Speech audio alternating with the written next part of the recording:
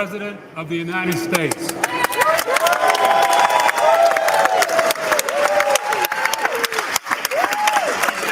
Like the flag.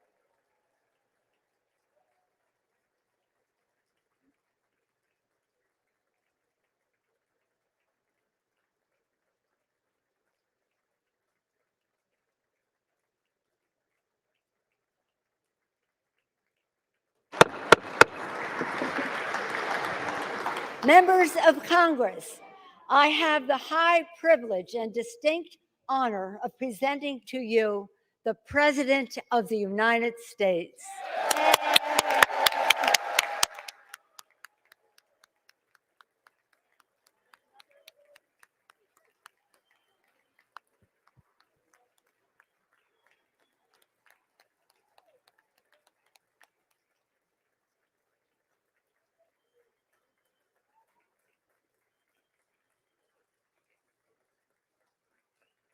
Thank you, thank you.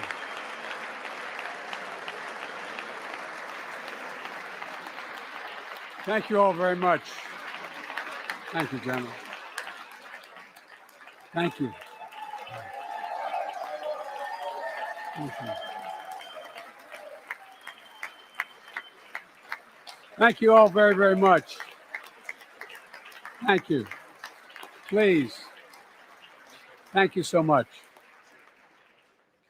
Madam Speaker, Madam Vice President, our First Lady and Second Gentleman, members of Congress and the Cabinet, Justice of the Supreme Court, my fellow Americans.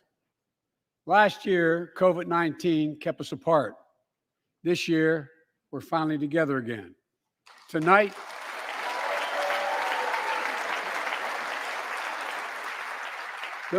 we meet as Democrats, Republicans, Independents, but most importantly, as Americans, with the duty to one another, to America, to the American people, to the Constitution, and an unwavering resolve that freedom will always triumph over tyranny.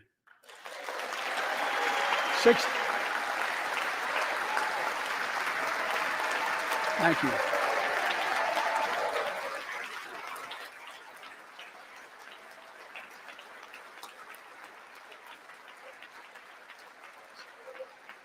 Six days ago, Russia's Vladimir Putin sought to shake the very foundations of the free world, thinking he could make it bend to his menacing ways.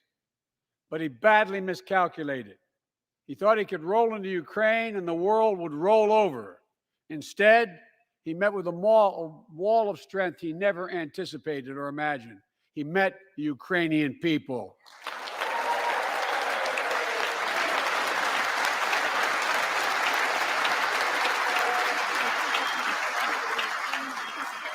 And President Zelensky, to every Ukrainian, their fearlessness, their courage, their determination literally inspires the world. Groups of citizens blocking tanks with their bodies, everyone from students to retirees to teachers, turned soldiers defending their homeland. And in this struggle, President Zelensky said in his speech to the European Parliament, "Light will win over darkness." The Ukrainian ambassador to the United States is here tonight, sitting with the First Lady. Let each of us, if you're able to stand and send an unmistakable signal to the world of Ukraine. Thank you. Thank you, thank you, thank you.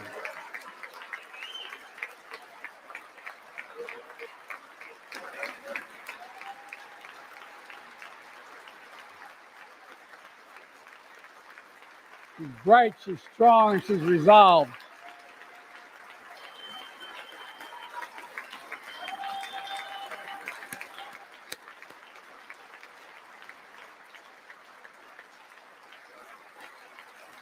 Yes, we, the United States of America, stand with the Ukrainian people. Throughout our history, we've learned this lesson. When dictators do not pay a price for their aggression, they cause more chaos. They keep moving, and the cost, the threats to America and America to the world keeps rising. That's why the NATO alliance was created, to secure peace and stability in Europe after World War II. The United States is a member, along with 29 other nations. It matters. American diplomacy matters. American resolve matters. Putin's latest attack on Ukraine was premeditated and totally unprovoked. He rejected repeated efforts at diplomacy. He thought the West and NATO wouldn't respond. He thought he could divide us at home, in this chamber, in this nation. He thought he could divide us in Europe as well. But Putin was wrong. We are ready. We are united, and that's what we did. We stayed united. We prepared extensively and carefully.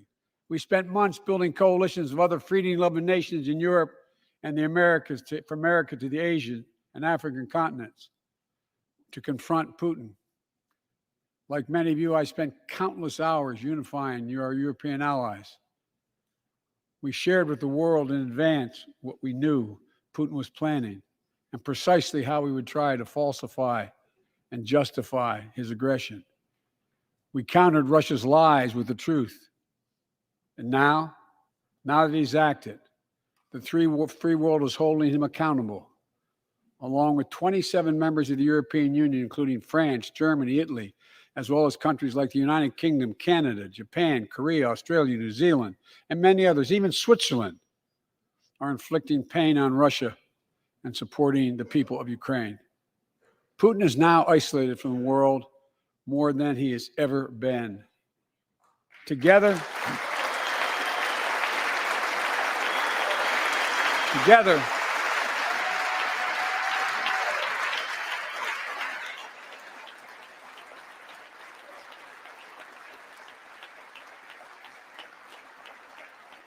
along with our allies, we are right now enforcing powerful economic sanctions.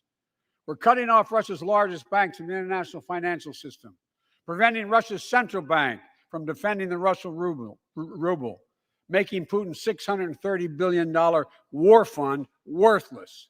We're choking Russia's access to technology that will sap its economic strength and weaken its military for years to come.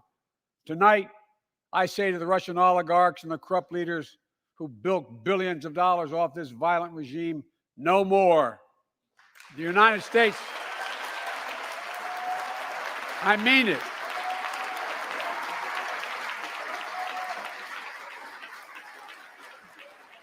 The United States Department of Justice is assembling a dedicated task force to go after the crimes of the Russian oligarchs. We're joining with European allies to find and seize their yachts, their luxury apartments, their private jets. We're coming for your ill-begotten gains. And tonight, I'm announcing that we will join our allies in closing off American airspace to all Russian flights, further isolating Russia and adding additional squeeze on their economy.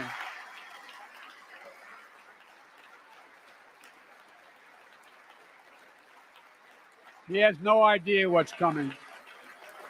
The ruble has already lost 30% of its value. The Russian stock market has lost 40% of its value, and trading remains suspended. The Russian economy is reeling, and Putin alone is the one to blame. Together with our allies, we're providing support to the Ukrainians in their fight for freedom. Military assistance, economic assistance, humanitarian assistance. We're giving more than $1 billion of direct assistance to Ukraine, and will continue to aid the Ukrainian people as they defend their country and help ease their suffering.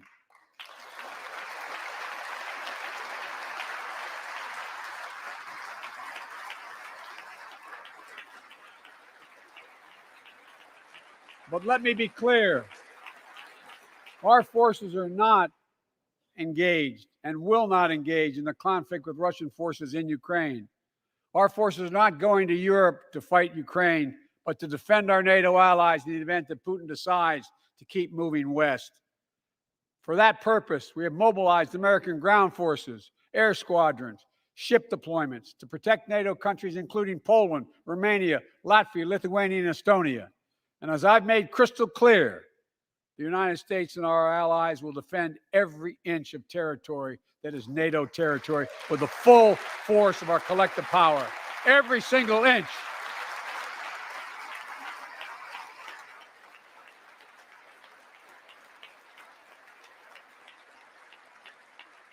And we're clear-eyed.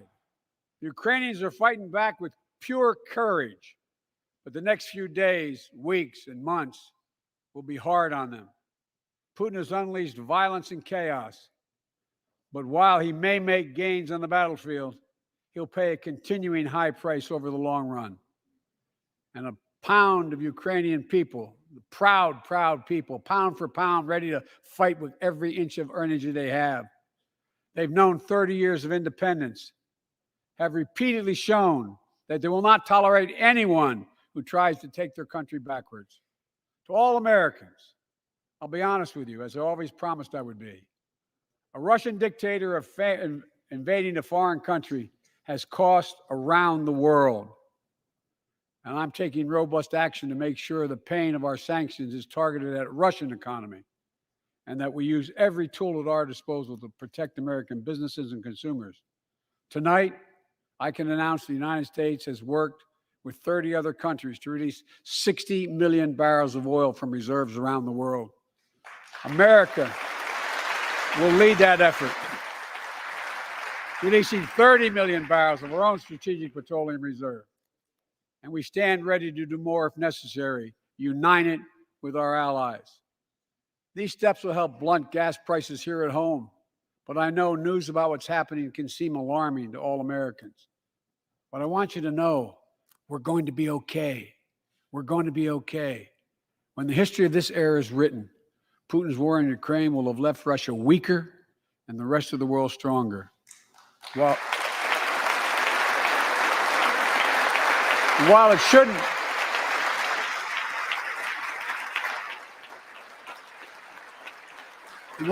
have taken something so terrible for people around the world to see what's at stake, now everyone sees it clearly. We see the unity among leaders of nations, a more unified Europe, a more unified West. We see unity among the people who are gathering in cities and large crowds around the world, even in Russia, to demonstrate their support for the people of Ukraine. In the battle between democracy and autocracies, democracies are rising to the moment, and the world is clearly choosing the side of peace and security. This is the real test, and it's going to take time. So let us continue to draw inspiration from the iron will of the Ukrainian people. To our fellow Ukrainian Americans who forged the deep bond that connects our two nations, we stand with you. We stand with you. Putin may circle Kyiv with tanks, but he'll never gain the hearts and souls of the Iranian people. He'll never extinguish their love of freedom. and he will never, never weaken the resolve of the free world.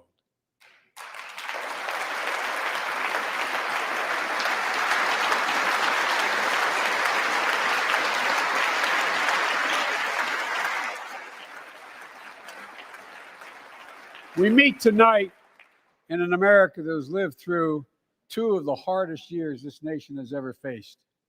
The pandemic has been punishing, and so many families are living paycheck to paycheck, struggling to keep up with the rising cost of food, gas, housing, and so much more. I understand, like many of you did. My dad had to leave his home in Scranton, Pennsylvania to find work. So like many of you, I grew up in a family when the price of food went up, it was felt throughout the family. It had an impact. That's when one of the first things I did as president was fight to pass the American Rescue Plan. Because people were hurting, we needed to act, and we did. Few pieces of legislation have done more at a critical moment in our history to lift us out of a crisis. It fueled our efforts to vaccinate the nation and combat COVID-19, delivered immediate economic relief to tens of millions of Americans. It helped put food on the table. Remember those long lines of cars waiting for hours just to get a box of food put in their trunk.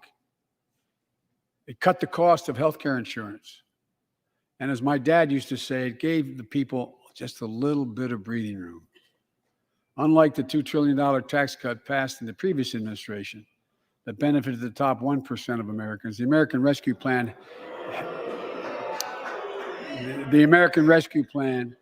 helped working people and left no one behind. Folks,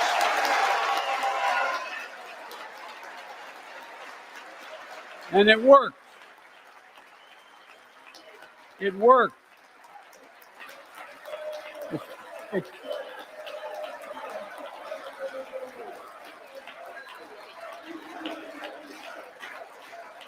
It worked.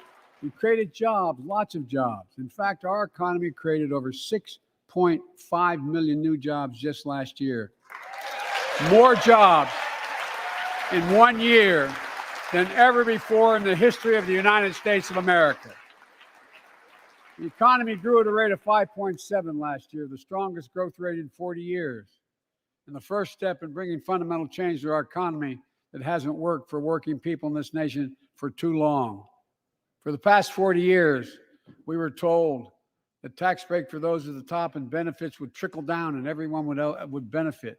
But that trickle-down theory led to a weaker economic growth, lower wages, bigger deficits, and a widening gap between the top and everyone else in nearly a century.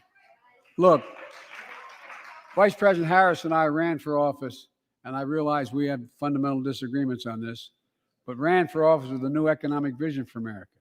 Invest in America, educate Americans, grow the workforce, build the economy from the bottom up and the middle out, not from the top down, because we know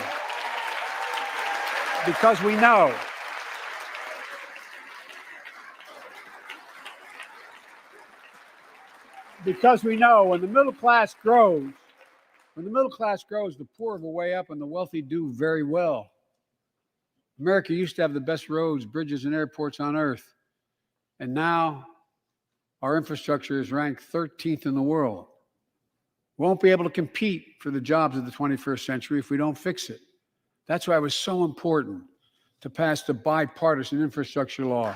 And I thank my Republican friends who joined to invest, rebuild America, the single biggest investment in history. It was a bipartisan effort, and I want to thank the members of both parties who worked to make it happen.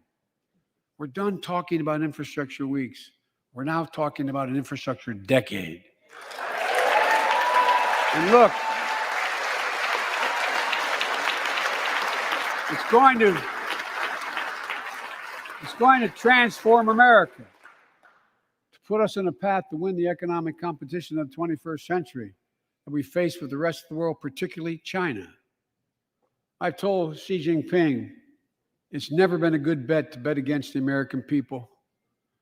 We'll create good jobs for millions of Americans, modernizing roads, airports, ports, waterways, all across America. And we'll do it to withstand the devastating effects of climate change and promote environmental justice. We'll build a national network of 500,000 electric vehicle charging stations. Begin to replace the poisonous lead pipes so every child, every American has clean water to drink at home and at school. We're going to provide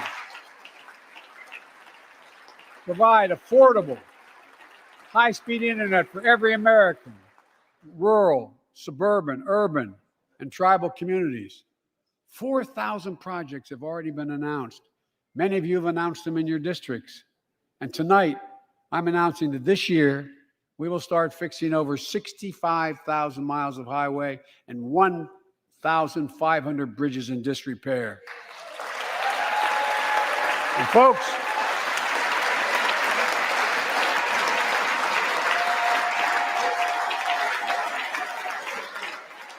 when we use taxpayers' dollars to rebuild America, we're going to do it by buying American.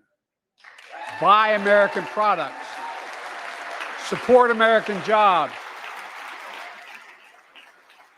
The federal government spends about $600 billion a year to keep this country safe and secure. There's been a law on the books for almost a century to make sure taxpayers' dollars support American jobs and businesses.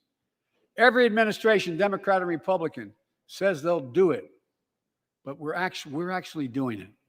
We'll buy America to make sure everything from the deck of an aircraft carrier to the steel on highway guardrails is made in America from beginning to end. All of it. All of it.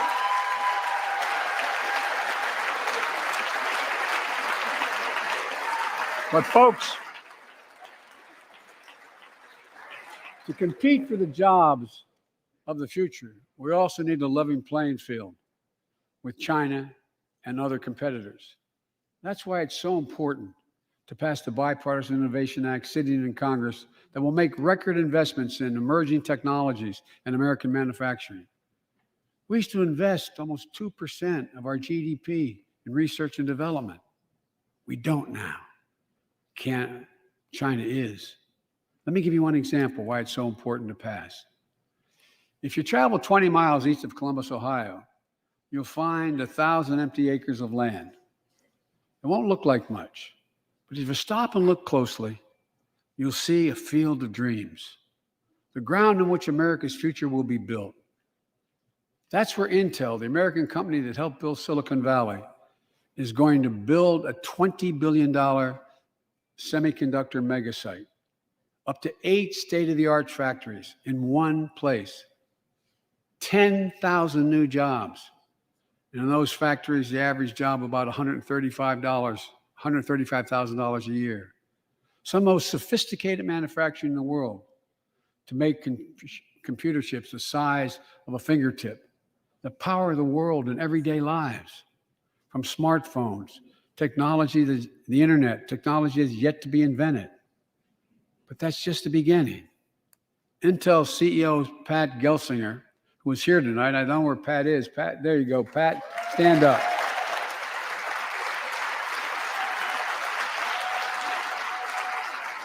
Pat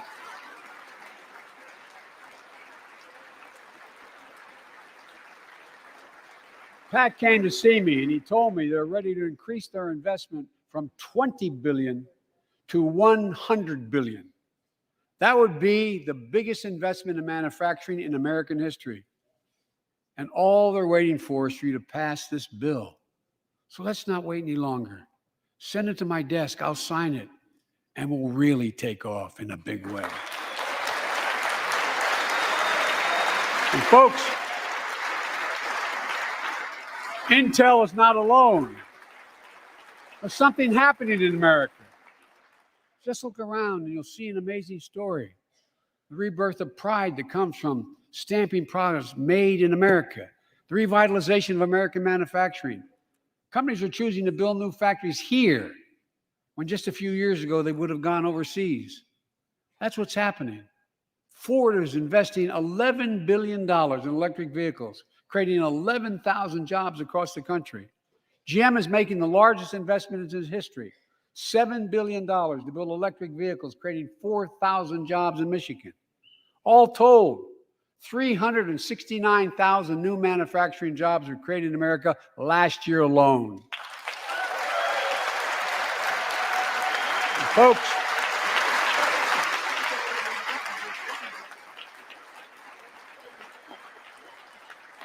powered by people I've met like JoJo Burgess from generations of union steelworkers in Pittsburgh, who's here with us tonight. Where are you, JoJo? There you go. Thanks, buddy. As Ohio Senator Sherrod Brown says,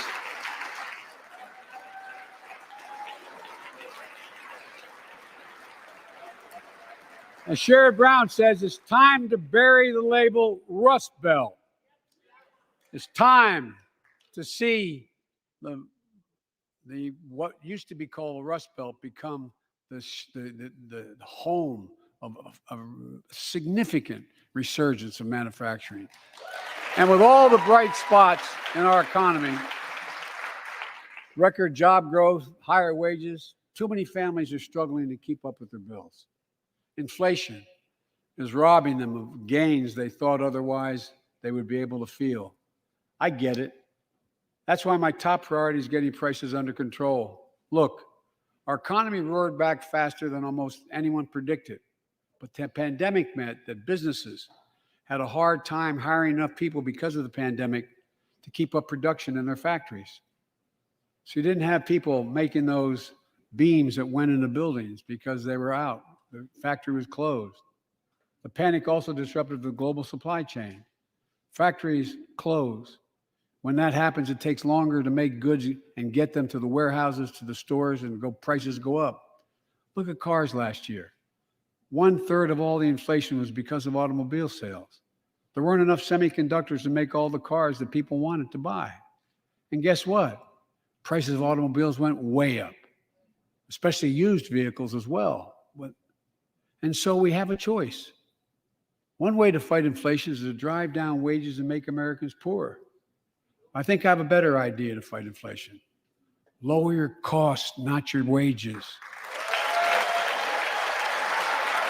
Folks,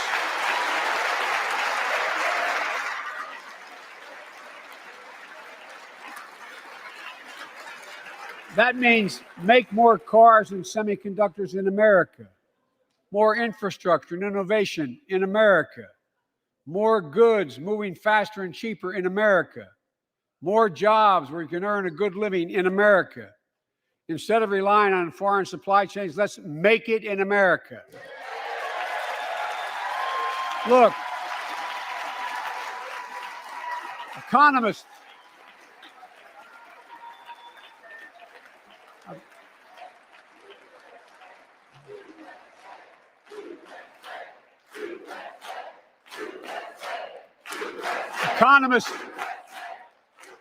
call this increasing the productive capacity of our economy. I call it building a better America.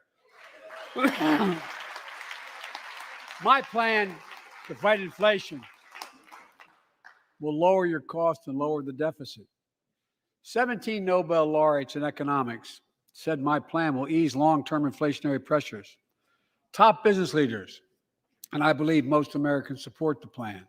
And here's the plan. First, cut the cost of prescription drugs. We pay more for the same drug produced by the same company in America than any other country in the world. Just look at insulin. 1 in 10 Americans has diabetes. In Virginia, I met a 13-year-old boy, the handsome young man standing up there, Joshua Davis. He and his dad both have type 1 diabetes, which means they need insulin every single day. Insulin costs about $10 a vial to make. That's what it costs the pharmaceutical company. But drug companies charge families like Joshua and his dad up to 30 times that amount. I spoke with Joshua's mom. Imagine what it's like to look at your child who needs insulin to stay healthy and have no idea how in God's name you're going to be able to pay for it. What it does to your family, but what it does to your dignity, your ability to look your child in the eye, to be the parent you expect yourself to be.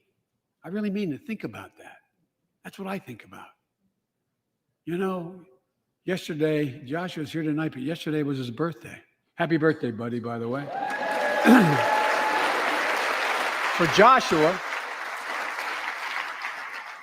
and 200,000 other young people with type 1 diabetes, let's cap the cost of insulin at $35 a month so everyone can afford it.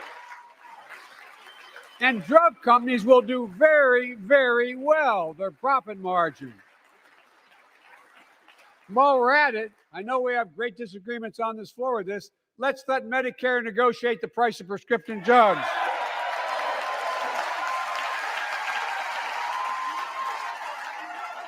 They already set the price for VA drugs.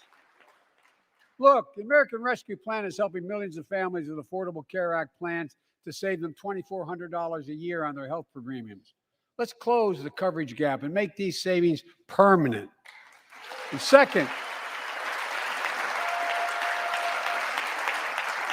let's cut energy costs for families, an average of $500 a year by combating climate change. Let's provide an investment tax credits to weatherize your home and your business, to be energy efficient and get a tax credit for it. Double America's clean energy production in solar, wind, and so much more. Lower the price of electric vehicles, saving another $80 a month that you're not going to have to pay at the pump. Folks,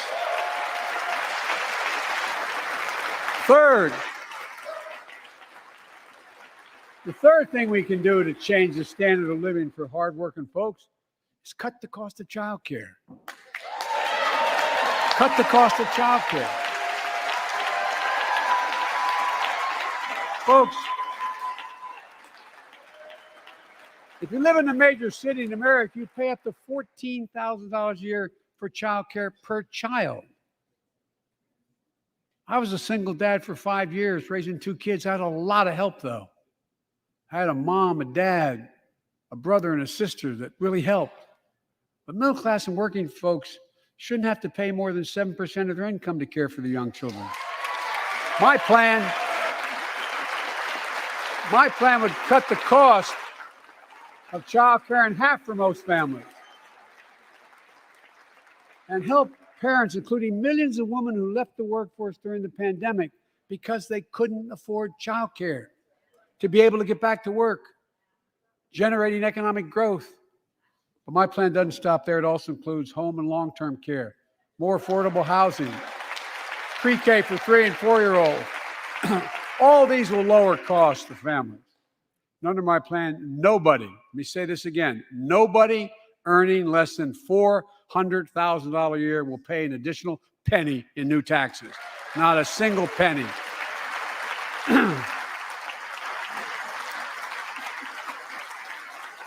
I may be wrong, but my guess is if we took a secret ballot in this floor, that we'd all agree that the present tax system ain't fair. We have to fix it. I'm not looking to punish anybody, but let's make corporations and wealthy Americans start paying their fair share. Look, last year,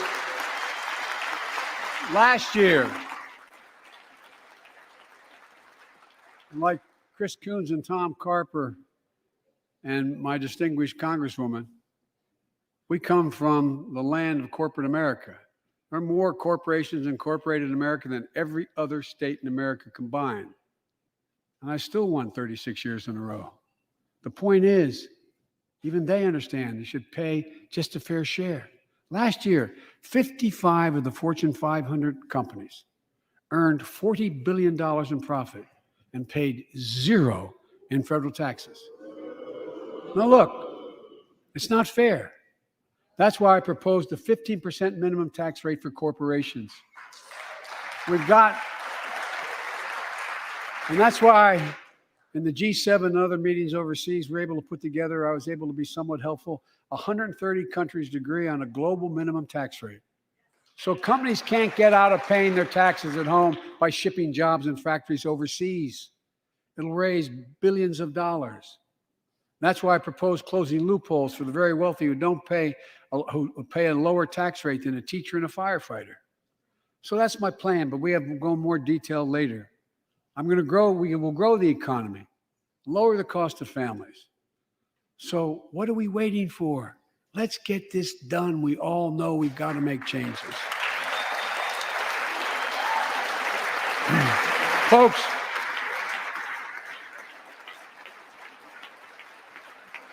and while you're at it, confirm my nominees for the Federal Reserve, which plays a critical role in fighting inflation.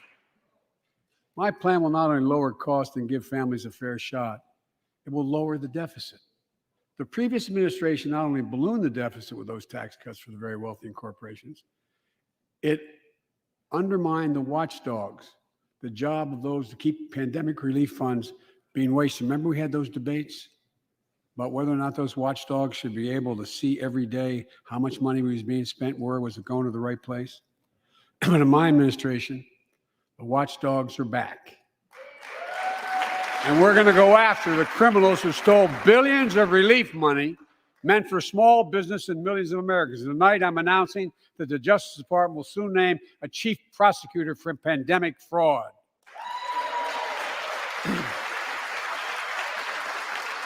Look,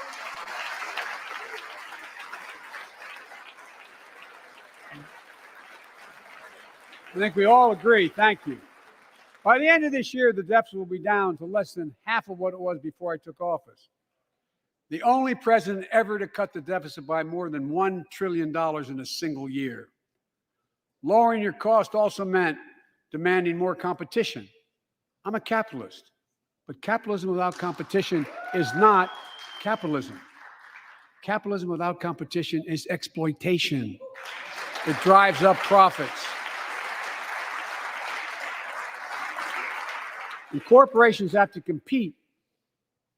Their profits go up and your prices go up when they don't have to compete. Small businesses and family farmers and ranchers, I need not tell some of my Republican friends from those states. Guess what? You got 4 basic meat packing facilities. That's it.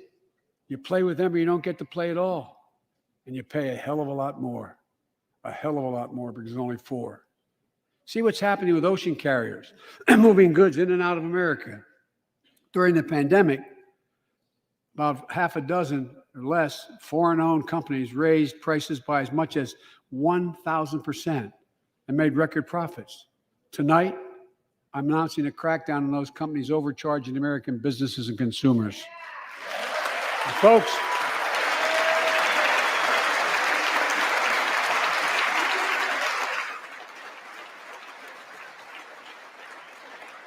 and as Wall Street firms take over more nursing homes, quality in those homes has gone down and costs have gone up. That ends on my watch. Medicare is going to set higher standards for nursing homes and make sure your loved ones get the care they deserve and that they inspect and they will look at closely. We're also going to cut costs to keep the economy going strong and giving workers a fair shot, provide more training and apprenticeships, hire them based on skills, not just their degrees. Let's pass the Paycheck Fairness Act and paid leave. Raise the minimum wage to $15 an hour and extend the child tax credit so no one has to raise a family in poverty. Let's increase Pell Grants, increase our historic support for HBCUs, and invest in what Jill, our First Lady who teaches full-time, calls America's best-kept secret, community colleges. Look, let's pass the PRO Act. When a majority of workers want to form a union, they shouldn't be able to be stopped. When we invest in our workers and we build an economy from the bottom up and the middle out together, we can do something we haven't done in a long time. Build a better America. For more than 2 years, COVID has impacted every decision in our lives and the life of this nation. And I know you're tired, frustrated, and exhausted. That doesn't even count the close to 1 million people who sit at a dining room table or a kitchen table and look at an empty chair because they lost somebody. But I also know this, because of the progress we've made, because of your resilience, and the tools that we have been provided by this Congress, tonight I can say we're moving forward safely back to more normal routines. We've reached a new moment in the fight against COVID-19, where severe cases are down to a level not seen since July of last year. Just a few days ago, the Center for Disease Control and Prevention issued a new mask guidelines. Under the new guidelines, most Americans and most of the country can now go mask-free. And based on projections, more of the country will reach a point across the next couple of weeks. And thanks to the progress we've made in the past year, COVID-19 no longer need control our lives. I know some are talking about living with COVID-19, but tonight I say that we never will just accept living with COVID-19. We'll continue to combat the virus as we do other diseases. And because this virus mutates and spreads, we have to stay on guard. And here are 4 common sense steps as we move forward safely, in my view. First, stay protected with vaccines and treatments. We know how incredibly effective vaccines are. If you're vaccinated and boosted, you have the highest degree of protection. We'll never give up on vaccinating more Americans. Now, I know parents with kids under 5 are eager to see their vaccines authorized for their children. Scientists are working hard to get that done. We'll be ready with plenty of vaccines if and when they do. We're all ready. We are also ready with antiviral treatments.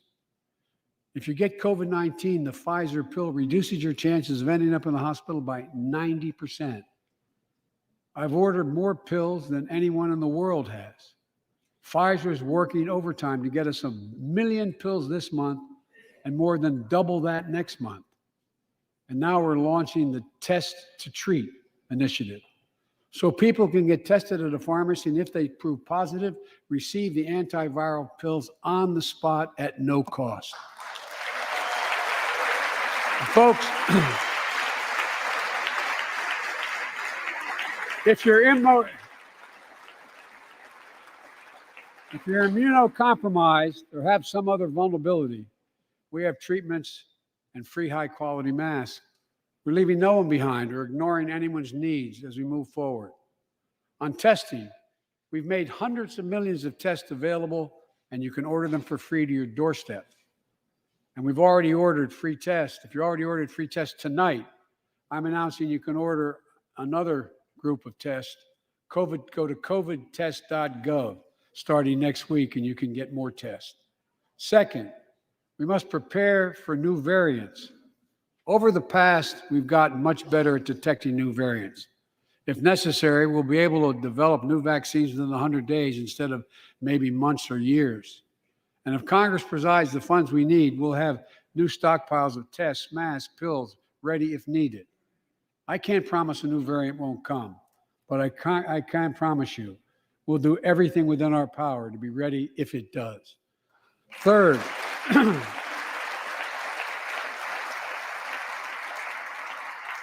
we can end the shutdown of schools and businesses. We have the tools we need. It's time for America to get back to work and fill our great downtowns again with people. People working from home can feel safe and begin to return to their offices. We're doing that here in the federal government.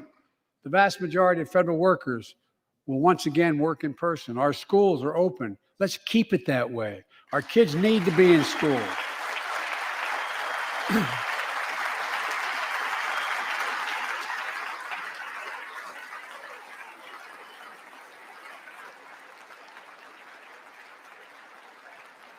With 75% of adult Americans fully vaccinated and hospitalizations down by 77%, most Americans can remove their masks and stay in the classroom and move forward safely. We achieved this because we provided free vaccines, treatments, tests, and masks. Of course, continuing this costs money, so I'll not surprise you. I'll be back to see you all. And I'm going to soon send a request to Congress. The vast majority of Americans have used these tools and may want again. We may need them again. So I expect Congress, and I hope you'll pass that quickly. Fourth, we'll continue vaccinating the world. We've sent 475 million vaccine doses to 112 countries, more than any nation on earth. We won't stop because you can't build a wall high enough to keep out a vaccine. The vaccine can stop the spread of these diseases. You know, we've lost so much in COVID-19. Time with one another. The worst of all, the loss of life. Let's use this moment to reset. So stop looking at COVID as a partisan dividing line.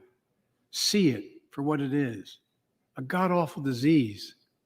Let's stop seeing each other as enemies and start seeing each other for who we are, fellow Americans. Look,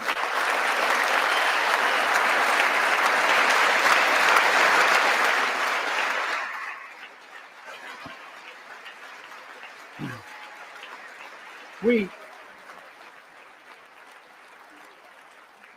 can't change how divided we've been. It was a long time in coming.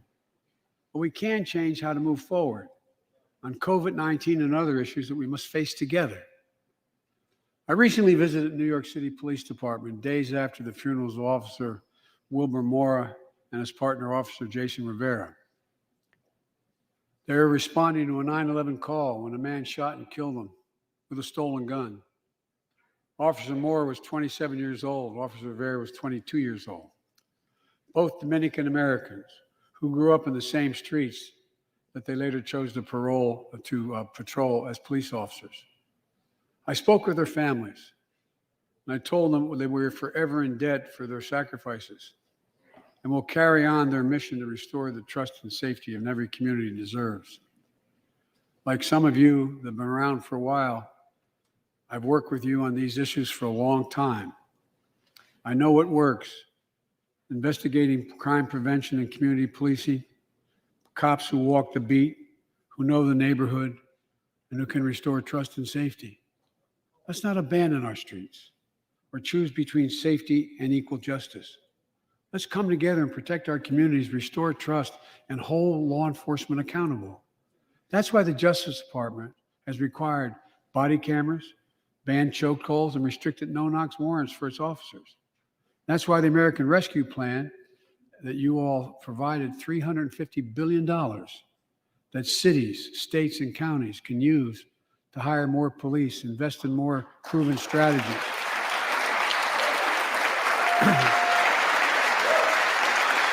Proven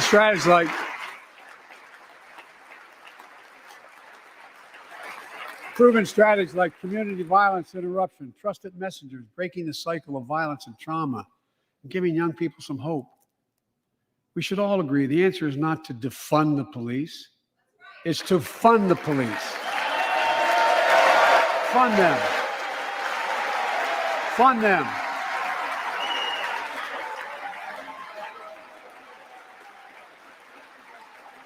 Fund them with resources and training. Resources and training they need to protect our communities. I ask Democrats and Republicans alike to pass my budget and keep our neighborhoods safe.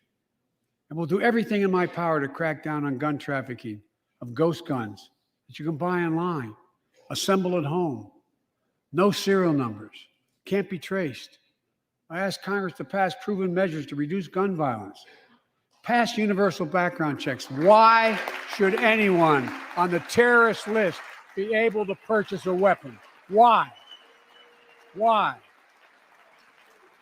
And folks,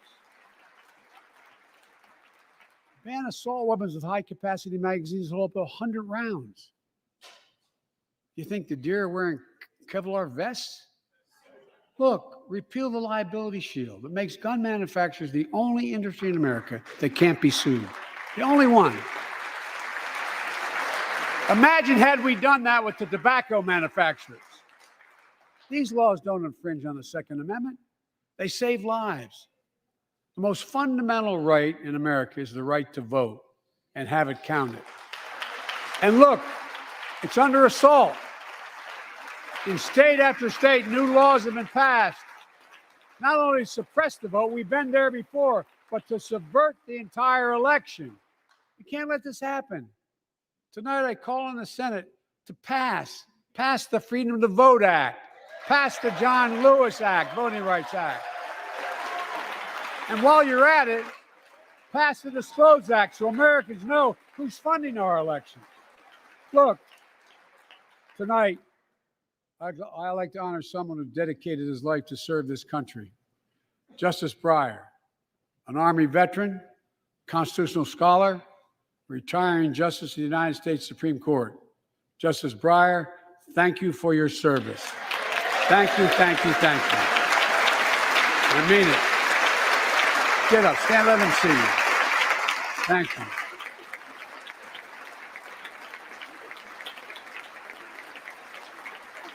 And we all know, no matter what your ideology, we all know one of the most serious constitutional responsibility a president has is nominating someone to serve on the United States Supreme Court.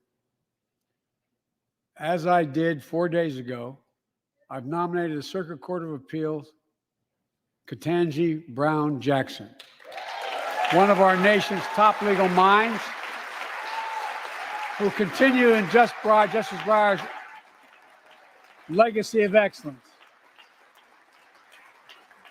A former top litigator in private practice, a former federal public defender, from a family of public school educators and police officers. She's a consensus builder. Since she's been nominated, she's received a broad range of support, including the Fraternal Order of Police and former judges supported by Democrats and Republicans. Folks, if we're to advance liberty and justice, we need to secure our border and fix the immigration system.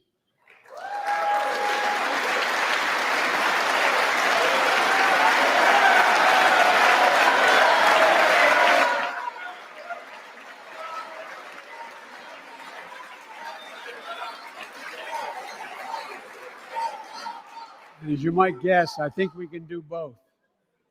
At our border, we've installed new technology like cutting-edge scanners to better detect drug smuggling. We've set up joint patrols with Mexico and Guatemala to catch more human traffickers. We're putting in place dedicated immigration judges in a significant larger number so families fleeing persecution and violence can have their cases heard faster, and those who don't legitimately hear can be sent back. We're screening, we're securing commitments and supporting partners in South and Central America to host more refugees and secure their own borders. We can do all this while keeping lit the torch of liberty that has led a generation of immigrants to this land, my forebears and many of yours. Provide a pathway to citizenship for dreamers, those with temporary status, farm workers, essential workers. Revise our laws so businesses have workers they need and families don't wait decades to reunite. It's not only the right thing to do, it's economically smart thing to do. That's why the immigration reform is supported by everyone from labor unions to religious leaders to the U.S. Chamber of Commerce. Let's get it done once and for all. Folks,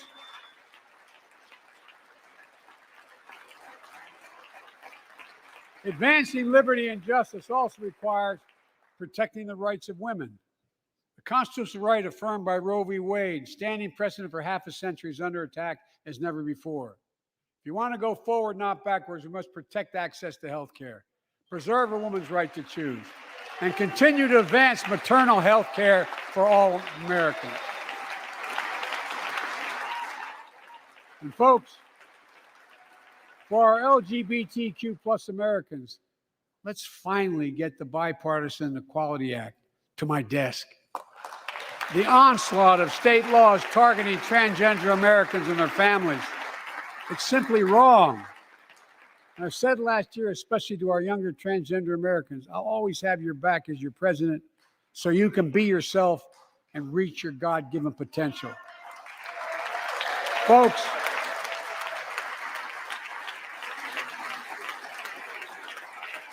as I've just demonstrated, while it often appears we do not agree, and that we do agree on a lot more things than we acknowledge. I signed 80 bipartisan bills into law last year, from preventing government shutdowns, protecting Asian Americans from still too common hate crimes, to reforming military justice, and will soon be strengthening the Violence Against Women Act that I first wrote 3 decades ago. And it's important. It's important for us to show the nation we can come together and do big things. So tonight I'm offering a unity agenda for the nation. 4 big things we can do together, in my view. First, beat the opioid epidemic. There's so much we can do. Increase funding for prevention, treatment, harm reduction, and recovery. Get rid of outdated rules and stop doctors stop doctors prescribing treatments. Stop the flow of illicit drugs by working with state and local law enforcement to go after the traffickers. And if you're suffering from addiction, you should know you're not alone. I believe in recovery, and I celebrate the 23 million Americans in recovery. Second, let's take on mental health, especially among our children whose lives and education have been turned upside down. The American Rescue Plan gave schools money to hire teachers and help students make up for lost learning. I urge every parent to make sure your school does just that. They have the money. We can all play a part. Sign up to be a tutor or a mentor. Children were also struggling before the pandemic: bullying, violence, trauma, and the harms of social media. As Frances Haugen, who is here tonight with us, has shown, we must hold social media platforms accountable for the national experiment they're conducting on our children for profit.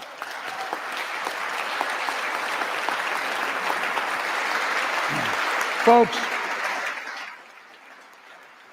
thank you. Thank you for the courage you showed. It's time to strengthen privacy protections, ban targeted advertising to children, demand tech companies stop collecting personal data on our children, and let's get all Americans the mental health services they need. More people can turn for help and full parity between physical and mental health care if we treat it that way in our insurance. Look,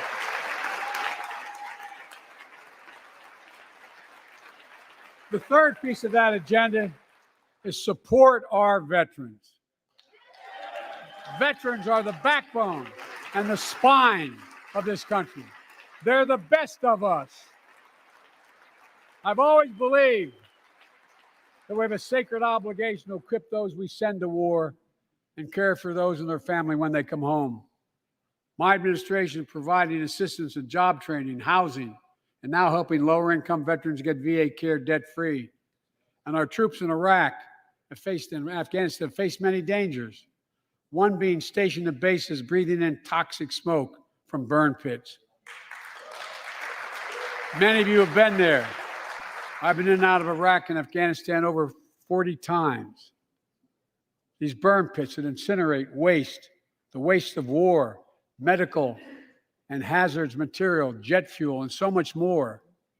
And they come home, many of the world's fittest and best trained warriors in the world, never the same. Headaches, numbness, dizziness, a cancer that would put them in a flag-draped coffin. I know. One of those soldiers was my son, Major Bo Biden. I don't know for sure if the burn pit that he lived near, that his hooch was near in Iraq and earlier than that in Kosovo, is the cause of his brain cancer, the disease of so many other troops. But I am committed to find out everything we can, committed to military families like Danielle Robinson from Ohio, the widow of Sergeant First Class Heath Robinson. He was born a soldier, Army National Guard, combat medic in Kosovo and Iraq, stationed near Baghdad, just yards from burn pits the size of football fields. Danielle is here with us tonight. They love going to Ohio State football games.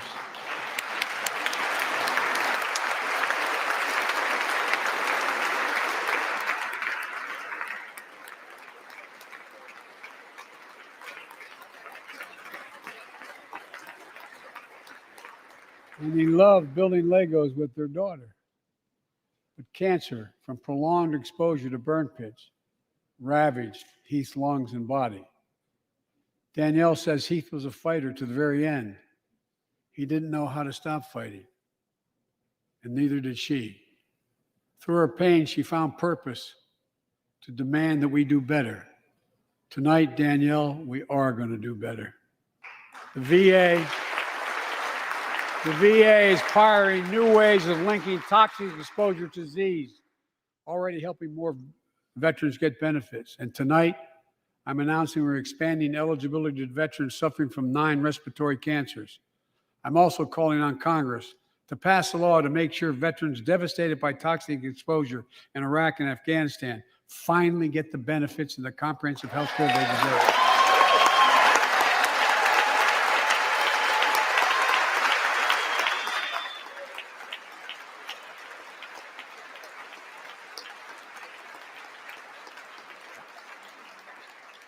And fourth and last, let's end cancer as we know it. This is personal.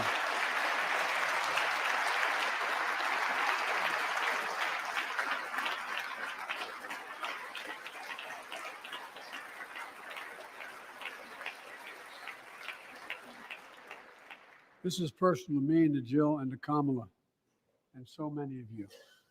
So many of you have lost someone you love. Husband, wife, son, daughter, mom, dad. Cancer is the number 2 cause of death in America, second only to heart disease. Last month, I announced the plan to supercharge the cancer moonshot that President Obama asked me to lead 6 years ago. Our goal is to cut cancer death rates by at least 50% over the next 25 years, and I think we can do better than that. Turn cancers from death sentences into treatable diseases. More support for patients and their families. To get there, I call on Congress to fund what I call ARPA-H, Advanced Research Projects Agency for Health, patterned after DARPA and the Defense Department. Projects that led in DARPA to the internet, GPS, and so much more to make our forces more safer and be able to wage war with more clarity. ARPA will have a singular purpose: to drive breakthroughs in cancer, Alzheimer's and diabetes, and more. A unity agenda for the nation. We can do these things. It's within our power, and I don't see a partisan edge to any one of those 4 things. My fellow Americans, tonight, we've gathered in this sacred space, the citadel of democracy, in this Capitol. Generation after generation of Americans have debated great questions, amid great strife, and have done great things. We fought for freedom, expanded liberty, debated totalitarianism and terror. We built the strongest, freest, and most prosperous nation the world has ever known. Now is the hour, our moment of responsibility, our test of resolve and conscience, of history itself. It is in this moment that our character of this generation is formed. Our purpose is found. Our future is forged. Well, I know this nation.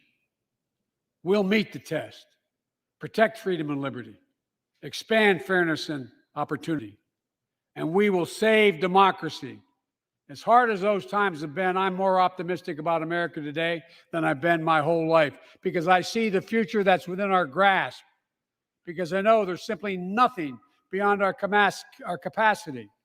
We're the only nation on earth that has always turned every crisis we faced into an opportunity. The only nation that can be defined by a single word: possibilities. So on this night, on our 245th year as a nation, I've come to report on the state of the nation, the State of the Union. And my report is this: the State of the Union is strong because you, the American people, are strong. We are stronger today. We are stronger today than we were a year ago. And we'll be stronger a year from now than we are today. This is our moment. to meet and overcome the challenges of our time. And we will, as one people, one America, the United States of America. God bless you all, and may God protect our troops. Thank you. Go get him.